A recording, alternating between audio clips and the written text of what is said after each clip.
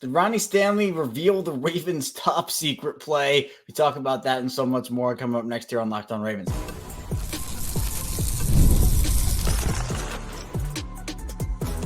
You are Locked On Ravens, your daily Baltimore Ravens podcast. Part of the Locked On Podcast Network, your team every day. Welcome into another edition of Locked On Ravens, your daily Baltimore Ravens podcast. I'm your host, Kevin Oestreicher of Ravens Wire, here with you on the Locked On Podcast Network, your team every day. Thank you so much for being here today and making Locked On Ravens your first listen each and every day and a part of your day in general. As always, we're free and available on all podcasting platforms. That includes in video form on YouTube, audio form wherever you get your shows. Really appreciate everybody who listens, whether you're a video, watch your audio listener, or you like to do a little of both. You're not missing out either way. It's the same show, both audio and video. We're 5 days a week here on Locked On Ravens, Monday through Friday. Plus, we do some bonus episodes over the weekend. Sometimes we also go live after every single piece of Ravens big news. And also we go live after every single Ravens game. Today's episode of Locked On Ravens is brought to you by FanDuel. Make every moment more as playoffs wind down. The sports stop sporting like you want them to, but FanDuel this summer is hooking up all customers with a booster or bonus daily. That's right. There's something for everyone every day, all summer long. Visit FanDuel.com to get started. We are 1 week away from Baltimore Ravens football. Baltimore opens up their schedule on a Friday, preseason schedule. I know it's the preseason now because usually it's like a couple, all right, preseason's on a Saturday. We get that game going. Well, no. Sometimes it's on a Friday. Sometimes it's on a Saturday. The Ravens, I think, had a Monday preseason game last season. So preseason football officially is back. We had the Hall of Fame game last night. So football is in the air. But for Baltimore, the Eagles are coming to town. August 9th, 7:30 p.m. And it is, again, it's been a long offseason. I'm excited football is back. So we will be actually, even in the preseason, we'll be going live after the Ravens preseason game. We'll also have a bonus episode out that Saturday. So we're just in full football swing right now, and it is absolutely glorious. But here on today's show, we're going to talk about Ronnie Stanley. And if he revealed the top secret play that everybody was talking about where, the media couldn't report on it and everything, Ronnie Stanley posted on his story a picture. And as we all know, sometimes a picture is worth 1,000 words. And we'll certainly talk about that in the first part of the show. Then in the second part, we got a ton of highlight plays to talk about, especially from Thursday's practice where we got Kyle Hamilton, we got Tylan Wallace, we have other notes to talk about as well. And then in the final part of the show, we'll get into who is making noise, who has made noise so far throughout training camp for the Ravens. We also have some injury updates, other notes, and a lot more. So, all right. Now that we're done with that, let's get into the topics, starting off with Ronnie Stanley. Again, as I kind of mentioned there a couple seconds ago, the Ravens, Lamar Jackson on Wednesday was nearly perfect. I believe one incompletion on the day during drills.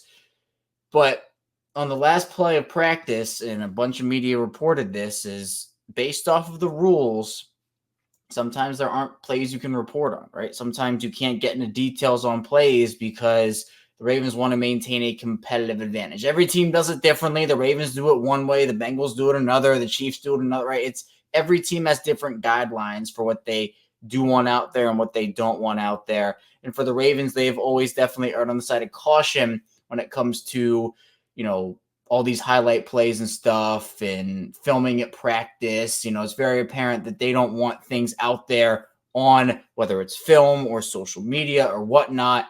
They're pretty strict about it. So they have their own rules, and that's fine. Those are their rules. I'm not trying to, say they're bad or anything. Every team does it differently, and that's whatever. But what surprised a lot of people was when it was reported that Lamar on Wednesday threw a touchdown that the media could not report on. And we talked about it yesterday. All the thought process was, okay, well, it was definitely a touchdown to an offensive lineman or something along those lines. Some trickeration play that, again, the Ravens do not want out there for the rest of the NFL world to see so that they can maintain that competitive advantage and the surprise element. Well, Ronnie Stanley posted on his story a picture of him catching a touchdown over a defender. I couldn't exactly make out in the picture who it was. If you want to go to Ronnie Stanley's Instagram, again, I'm not sure if the story will still be up by the time you're listening or watching this show, but if you want to go over there, and check it out, you can. He essentially, it's like he's a jump ball receiver going up for the ball. And I think a lot of people expected the Ravens to definitely, and we talked about it yesterday, to open up some level of the vault again, not Greg Roman's vault, that is long gone, but just some level of the trick play playbook, something along those lines. And so for Ronnie Stanley to be that guy, and I will say this again, I will say it again. We had Ronnie Stanley on this show a couple years ago, and it was it was 2021, I believe it was, maybe it was 2022, but I'd asked him, because this was right after that Dolphins debacle on Thursday night, and Robert Hunt picked up the ball or was throwing the ball and ran it in or ran it close to the goal line. And I asked Ronnie, I said, is that a dream for offensive linemen? Is that a goal for you to get a touchdown? And he was all on board. He said, yeah, like I'd love it. I'd love it. So I want a Ronnie Stanley touchdown so badly. I honestly might cut up that clip and put it out tomorrow. I'm not exactly sure yet, but it's exciting because I think it's just the big men scoring touchdowns gets a lot of people excited, right? I think even when Patrick Ricard scores touchdowns, everybody's like, yeah, let's go. Like, it's a different element. Obviously, it doesn't matter who runs that ball in or who gets the ball across the goal line. It's all the same in terms of points. But, man, a trick play to an offensive lineman, particularly Ronnie Stanley. I know a lot of people want Daniel Falele to catch a touchdown too. Now, I do think at times last season, especially early on, Todd Monken was definitely too cute in his process. And again, we're talking about year one Todd Monken versus year two Todd Monken. I expect this year two Todd Monken offense to just have a lot more, not that the Ravens offense didn't have structure last year, but I expected to have more structure this year. Guys know their roles better. Todd Monken knows his personnel better. He's had time to come in there for a full season, and even in the offseason, kind of shape his personnel, particularly, the example to me that I'll use is the offensive line, kind of shape that the way that he wants. But last season, especially with Zay Flowers, I think Flowers was the guy where we saw a lot of end arounds, reverses, screen passes, whatever. Maybe it wasn't necessarily the flea flicker trickeration type deal, but early on in the season, Zay was obviously a beast, and he deserved to get the ball. But I just feel like in the role that he was being used in, it was a lot of behind the line of scrimmage stuff or right at the line of scrimmage, and defenses were sniffing it out pretty easily. And to me, that contributed to some of the struggles that the Monken offense had throughout the season last year. Because, again, at the end of the day, it was a pretty successful year, right? The Ravens went 13-4. If you want to not count that Pittsburgh game, they went 13-3. But we did see at times that they had a lot of issues with either starting off really fast and then falling off a cliff, or they started off super slow and then kind of picked it up late, but in a couple games it wasn't enough. And I think in some of those games, Todd Monken tried to be a little too cute with it, with the process, as I said. And as the year went on, I think he moved further and further away from that. But now that he is more comfortable and he's had time to fully, expand on a plan for this year, I wouldn't be shocked if we saw in a game the Ravens use it. Now, this is only a thing you can use in a couple certain situations.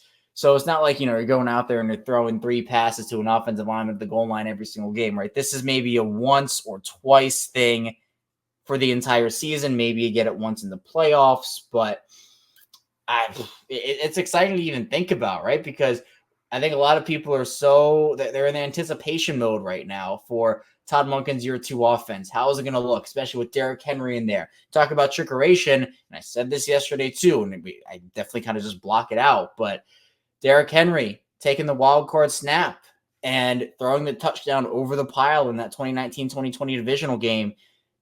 That was something that the Ravens, they were scrambling, were on their toes, and that's what this is. Trickeration keeps teams on their toes. And I think what's going to help this season is if Todd Monken really wants to dive deep into that bag and use a lot of those tricks, having a successful process just with your general stuff will help free that up, because teams will be so honed in. For example, if Lamar and Derrick Henry are terrorizing teams on the ground, teams are going to be so honed, especially at the goal line, they're going to be so honed in on that maybe on one play they're not going to notice a Ronnie Stanley or Daniel Falele sneaking to the back of the end zone. It'll be a wide open touchdown. No one's anticipating. You can run play action off of that, boot action off of that, options off of that. There is so much you can do there. And we know the Ravens, they'll run a fake punt here or there. They'll do different things, fake field goals. They've done everything. But in the Lamar Jackson era, we haven't really seen a ton of trickeration. And the trickeration that we have seen, do I remind everyone of the James Prochet absolute fail call by Greg Roman against the Broncos when Lamar got injured in that game, and it was a double reverse Prochet.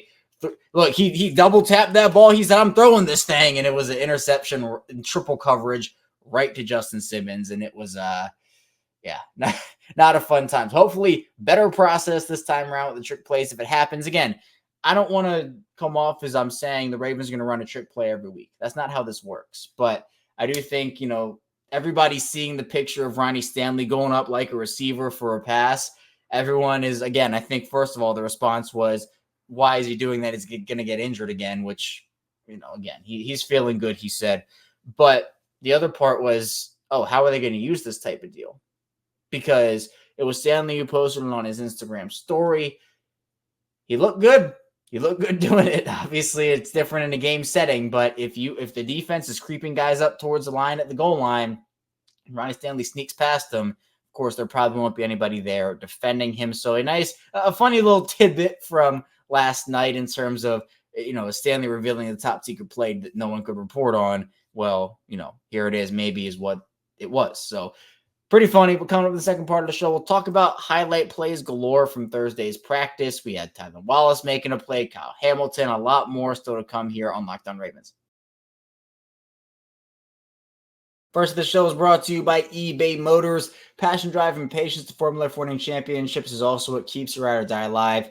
eBay Motors is everything you need to maintain your vehicle and level it up to peak performance. Superchargers, roof racks, exhaust kits, LED headlights, and more. Whether you're into speed, power, or style, eBay Motors has it covered. With over 120 million parts for your number one ride or die, you'll always find exactly what you're looking for. And with eBay Guaranteed Fit, your ride is guaranteed to fit your ride every time or your money back. Because with eBay Motors, you're burning rubber, not cash.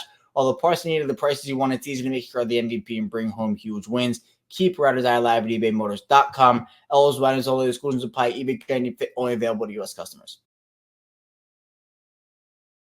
We're back for our second segment of Locked On Ravens. Kevin Ostraker still here with you on this Purple Friday edition of the show. Again, really appreciate everybody being here, taking some time out of your Friday to watch, listen to this show. We're free and available for you on all podcasting platforms. So tell a friend too. If your friend is looking for Ravens coverage this season and beyond, we go 5 days per week here on Locked On Ravens. We bring you all the latest news, updates, and more. We might have some bonus episodes this weekend, just depending on storylines. So, of course, if not, I'll see you back on Monday. We still have a long way to go, but we will have other storylines throughout. And if there are big ones, we'll go and have some bonus episodes this weekend. But if not, obviously, it's just regularly scheduled programming for Monday. But also be sure to make your second listen Locked On NFL, where I host that show over on Monday. So really appreciate everybody for tuning into that. Be sure to like and subscribe, video form, audio form. We're coming up actually on my 5-year anniversary of hosting this show. So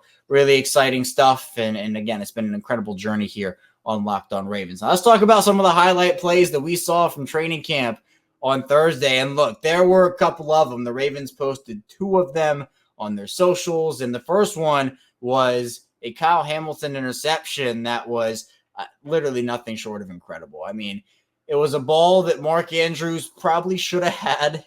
It didn't really go clean into the basket as he was kind of falling back for the ball, just kind of sneaking out of his arm. And Kyle Hamilton somehow got his leg in position to kind of like knock the ball loose a little bit. And as he's falling, he comes up with the interception. And honestly, if you remember last season, Marcus Williams had an interception like that. Or no, 2 years ago against the Dolphins. Marcus Williams, I think it was then, had an interception like that. But yeah, just absolutely incredible from Kyle Hamilton, who, again, is going to have a much bigger role for the team, both on and off the field. He's obviously embraced the leadership role. He's talked about that multiple times. But we know he's Baltimore's Swiss Army knife. I think, to me personally, he is their most valuable player on defense. Obviously, if you say Roquan, I don't think you're wrong. But I think for Hamilton and his skill set, he's just so important to what they do.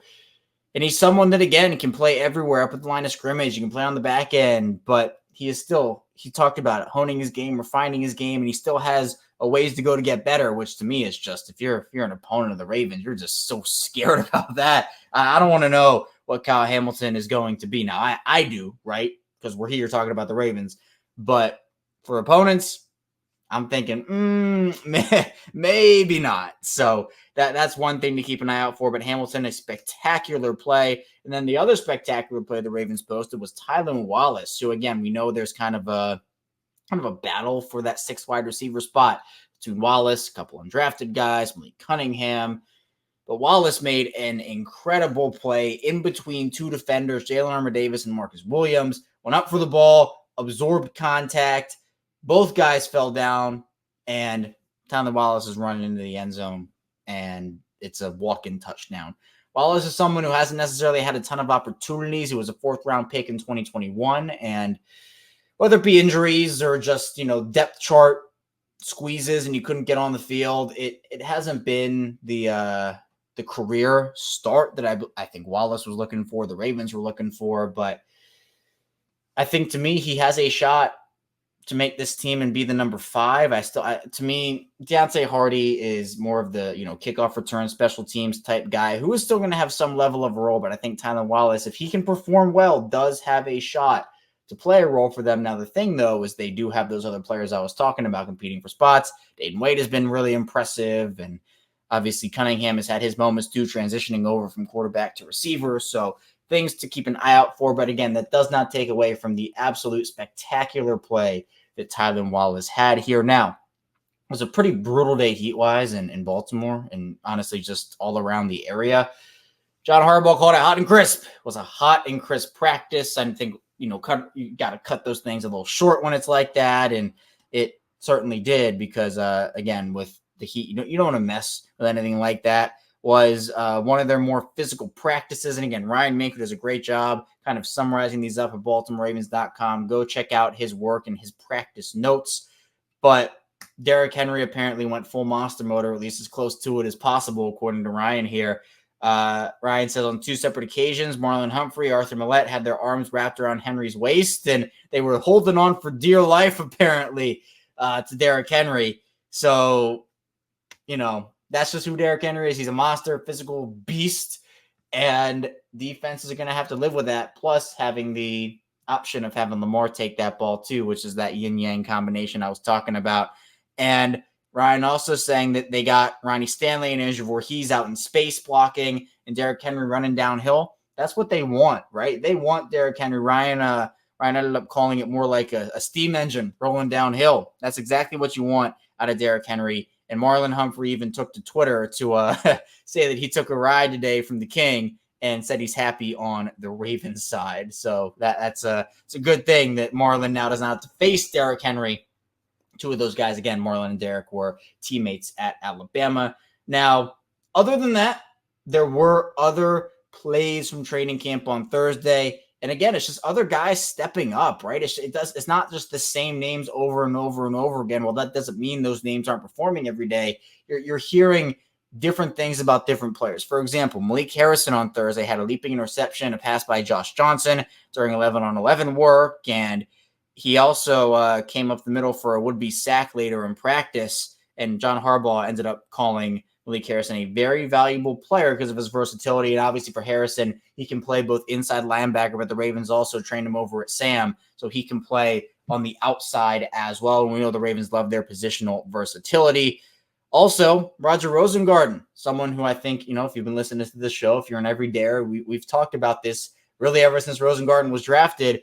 Rosengarten got a lot of reps with the first team on Thursday, which was, I think, the most he's had in training camp so far. Said that he's handling them well and steadily improving, John Harbaugh said, and deserved his shot with the 1. So I do think that's going to end up being what happens when it's all said and done after preseason is over and the rosters are set. I think Rosengarten wins that job. But again, we got a long way to go, right? No battle is won yet. But for now, we still have a couple of question marks on that line. Now, we mentioned Mark Andrews in a couple minutes ago in the second segment here, talking about how he should have had a ball, but it was the great pick by Hamilton. Well, he did have a nice sliding catch on Eddie Jackson and one-on-ones, and Arthur Millette continued his strong training camp. Josh Ross forced a fumble on Rasheen Ali. Now, Ali, and Ryan notes it here, is a good note, 11 fumbles in college for Rasheen Ali, one of his definite, weaknesses coming out of school, and something that I think a lot of teams shied away from.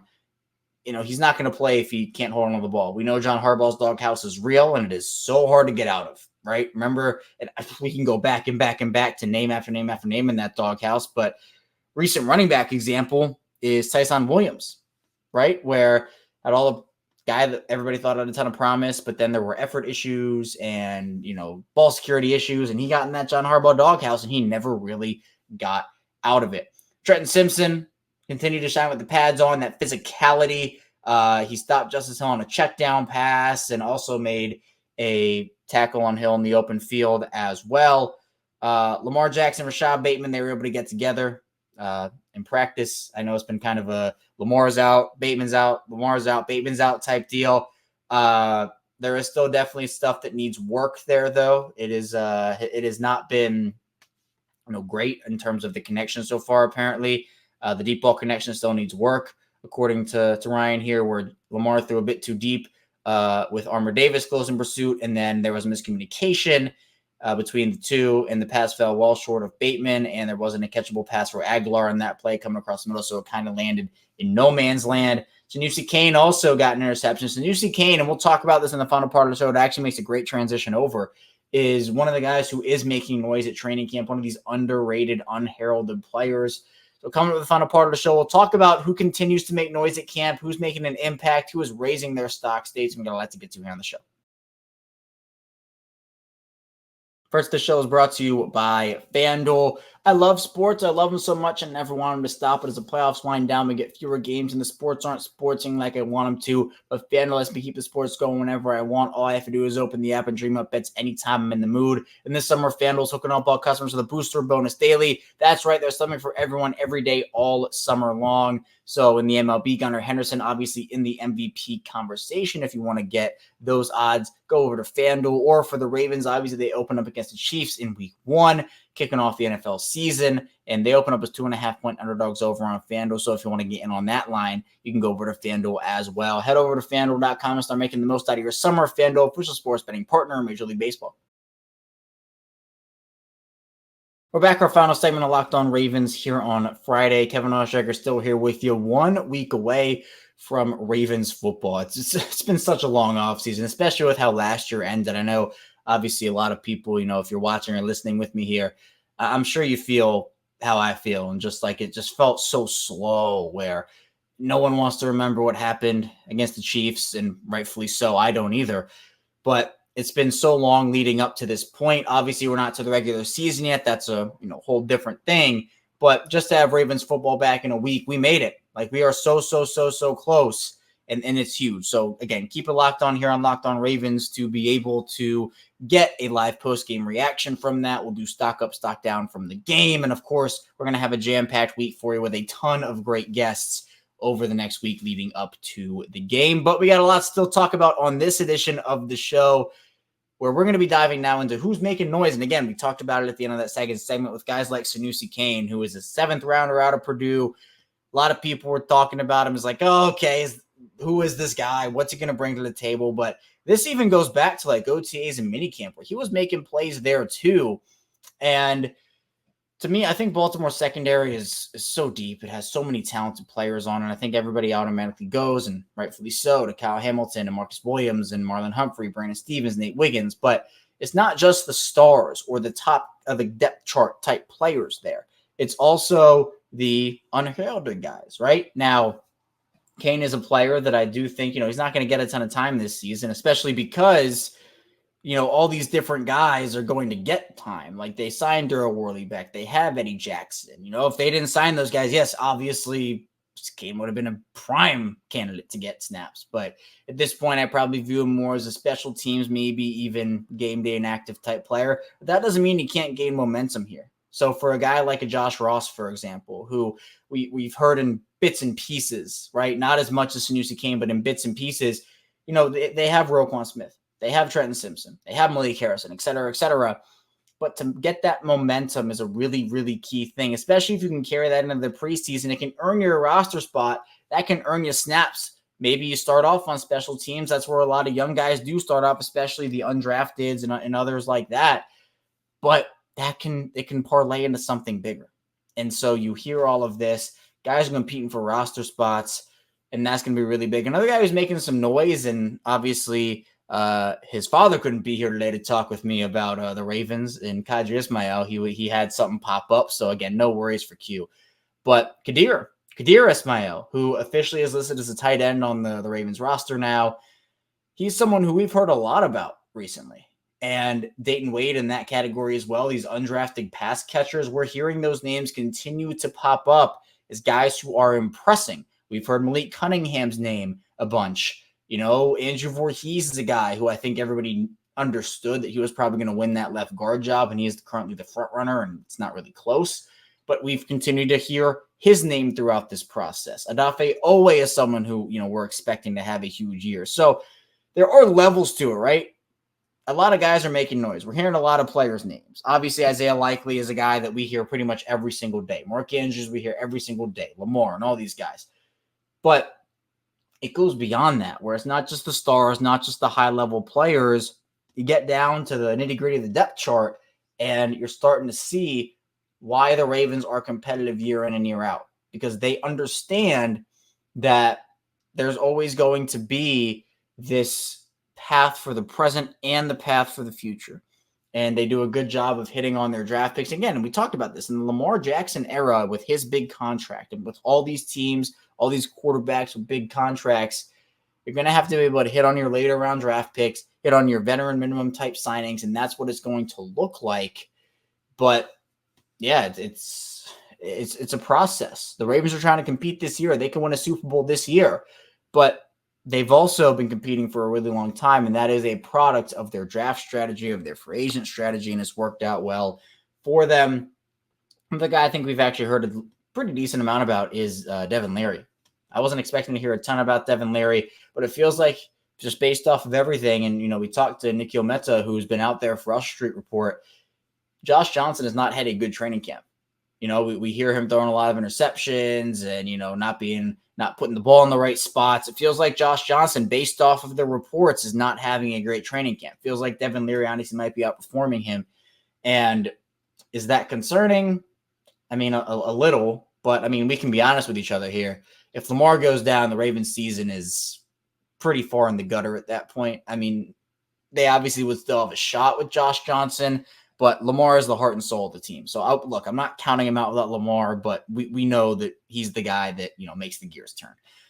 The defense is good enough to carry him, but, Lamar versus Josh Johnson, no disrespect to Josh Johnson. It's a pretty big downgrade there. Other guys, we've heard about Nate Wiggins a ton. Tez Walker, obviously, has heard his name called a lot as well, and he's been making plays left and right. I think it's a lot of good things. I feel like with what the Ravens have, their star power is there.